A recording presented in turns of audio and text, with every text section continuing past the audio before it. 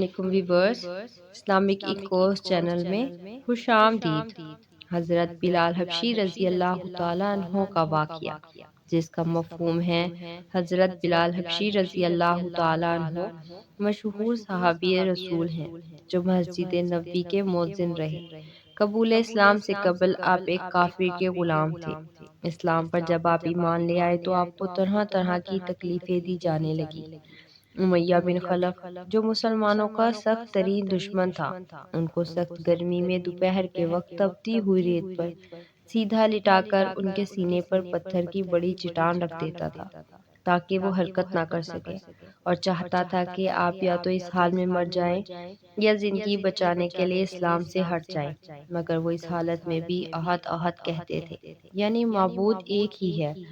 رات کو زنجیروں میں باندھ کر کوڑے لگائے جاتے اور اگلے دن ان زخموں کو گرم زمین پر ڈال کر اور زیادہ زخمی کیا جاتا تاکہ بے قرار ہو کر اسلام سے پھر جائے۔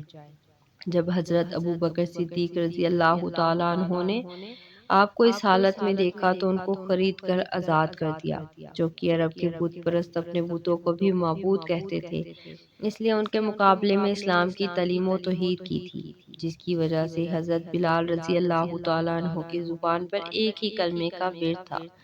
اس کا یہ صلہ ملا کہ پھر حضور اکرم صلی اللہ علیہ وآلہ وسلم کے دربار میں مؤذن بنے اور سفر و حضر میں ہمیشہ اذان کی خدمت ان کے سپرد ہوئی۔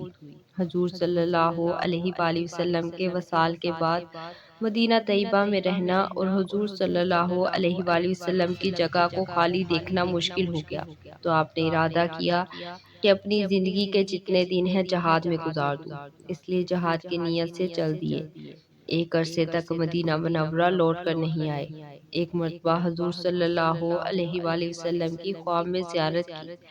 آپ صلی اللہ علیہ وآلہ وسلم نے فرمایا کہ بلال، یہ کیا ظلم ہے، ہمارے پاس کبھی نہیں آتے، تو آنکھ کھلنے پر مدینہ طیبہ حاضر ہو گئے۔ حضرت حسن رضی اللہ تعالیٰ عنہ اور حسین رضی اللہ تعالیٰ عنہ نے اذان کی فرمائش کی۔ لاڈلوں کی فرمائش ایسی نہیں تھی کہ انکار کی گنجائش ہوتی۔ جب آپ نے اذان کہنا شروع کی تو مدینے میں حضور صلی اللہ علیہ وآلہ وسلم کے زمانے کی اذان کانوں سن کر کوہرام مچ گیا۔ عورتیں تک روتی ہوئی گھروں سے نکل پڑیں۔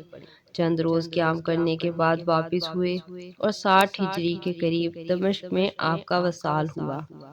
اگر آپ کو یہ ویڈیو اچھی لگے تو لائک، شیئر اور سبسکرائب کریں۔ جزاک اللہ۔